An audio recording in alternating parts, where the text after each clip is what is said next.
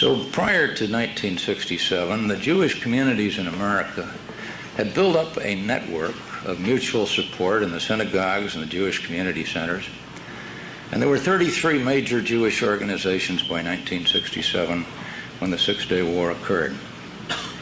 And the B'nai B'rith, which had been in the existence since the beginning of the century and had stood for anti-bigotry and anti-Semitism, stopped the desecration of synagogues, perfectly valid society.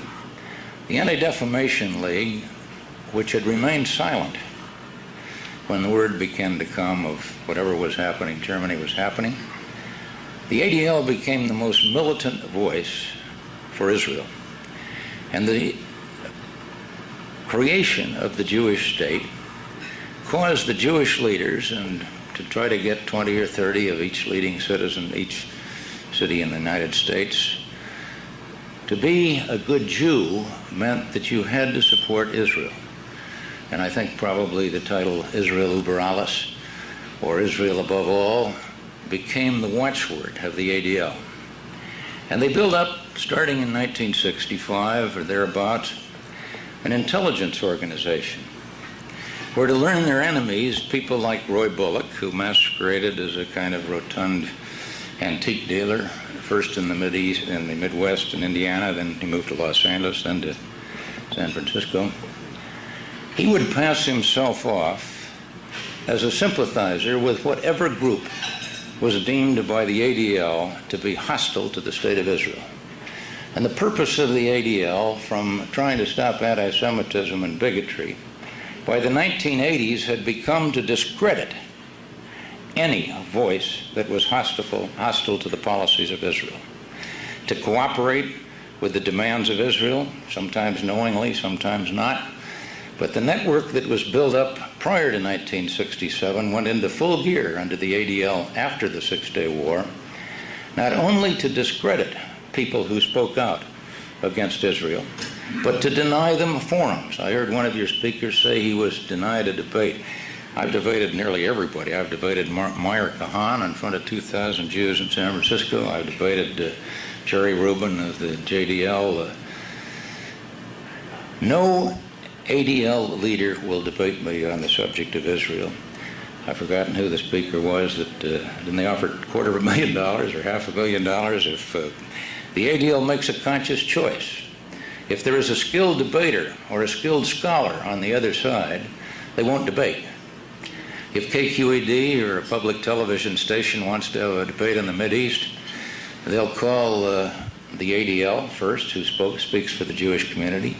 They'll call whoever is on the other side. I'm president of a group called Americans for the National Interest. Paul Finley and I founded that organization a few years ago. Some of you may be members of it. All we're trying to do is to get an equal voice with the Israeli lobby. But when they call the ADL and they say, would you debate Mr. McCloskey or Congressman McCloskey or Senator Percy or Senator Adlai Stevens? No. The ADL does not want the facts to come out. They want to suppress any facts that are critical of Israel. So if you understand that that's their goal, above all else, preserve the special relationship between Israel and the United States, preserve a good public opinion of Israel on the part of the American people so that the money keeps coming, defeat anybody like Paul Finley or Chuck Percy or even Ed Shaw, who was defeated mainly by Jewish money here in Southern California for the Senate. You understand that their purpose is to discredit and to deny a forum to anybody. So, of course, the IHR would immediately become a large bullseye and a goal and a target of the ADL. Now, when they build up this intelligence organization, I would guess, I would be almost certain that somewhere in this room is someone who is a member of the ADL or reporting to the ADL. Because you have no way to assure that everyone who comes to this room is what he says he is. Bullock would go to the American Arab Anti-Discrimination League. He'd say, I'm in sympathy. Let me pass out your literature. Then he'd go out in the parking lot at a meeting where a group, my wife got listed. She was on a thing called Proposition W up in San Francisco, which was to cut aid to Israel by the amount of money they were putting into the settlements on the West Bank and Gaza. So she became targeted because she was taking a view hostile to Israel. When the San Francisco police first learned that, I got a call from a police captain. He said, Mr. McCloskey, in the records of the San Francisco ADL is a note that when your wife crossed from Jordan into Israel in 1987, she was involved in an altercation at the Allenby Bridge. Well, I was with her at the time, Jim Aberesk. You remember the senator from Arab American Center, North Dakota, South Dakota. We had visited Jordan. My wife wanted to go across and see Jerusalem, Jericho. Crossing the bridge, there were 5 young women in their 20s, early 30s. The Jewish border guard stopped them, and 4 of them, my wife with a name like McCloskey or Smith or Jones, no problem. One of the girls was named Aziz, an Arab name. She'd married a young Arab American. All 5 American citizens. The Israeli border guard turned to the one named Aziz and said, take off your clothes. It's a humiliating, it's a demeaning experience. My wife was offended, spoke of her offense, but to find 6 years later that to turn up in the office of the San Francisco Anti-Defamation League meant that information was coming the other way, as well as going from America to Israel. Victor Ostrovsky, of the former member of the Mossad, has written about the cooperation of the American Jewish community with the Israeli government. In the ADL's case, they wanted to ingratiate themselves with police departments so that they could get information from police departments about anti-Semitic activity or anti-Israel activity. The years that Bullock got in trouble, the ADL spy, the way he was caught, he would come to a meeting like this, he'd sit down, he'd go out in the parking lot, and he'd take the license plates of all the cars in the parking lot. And then he would take the license plate numbers. Here's a list, Tom, to Tom Gerard of the Police Intelligence San Francisco. Would you get me the names of these people? And back would come the name and the address of the people that owned that car and a notation.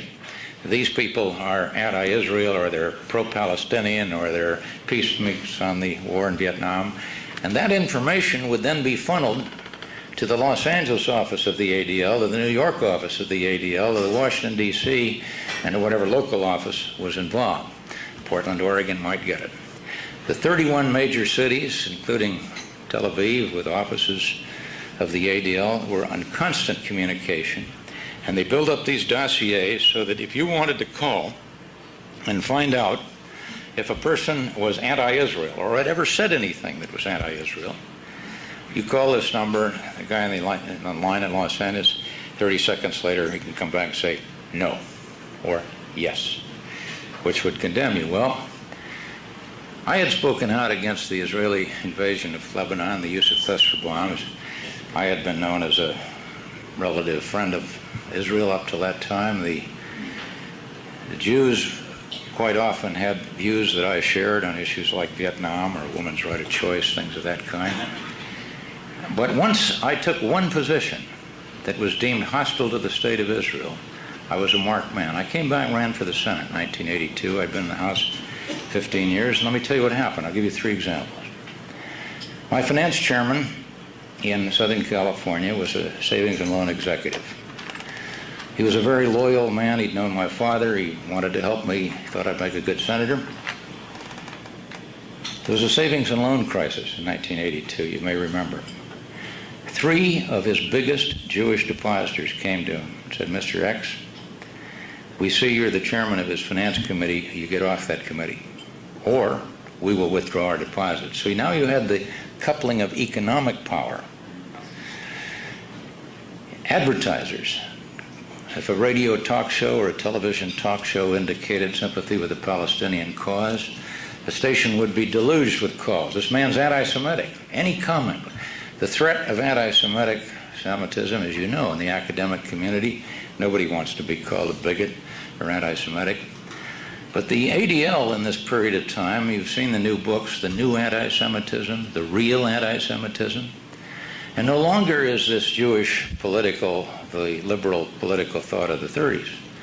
Now the support of Israel is the primary obligation of every Jew. You're not a good Jew unless you are speaking out for Israel or doing your part to defend Israel against unjust criticism.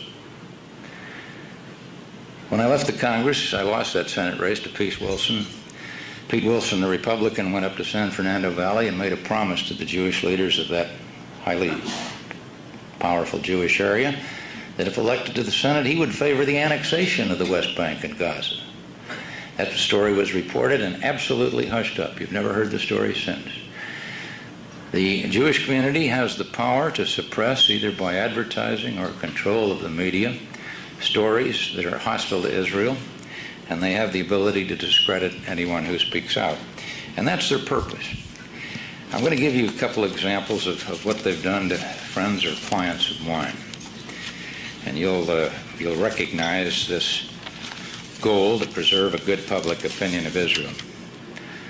In 1983, two young women that were wives of Arab professors at San Jose State and the University of California, Carol Al-Shaib and Audrey Shabbos, had a little educational program to try to educate people about Muslim culture, Arab culture.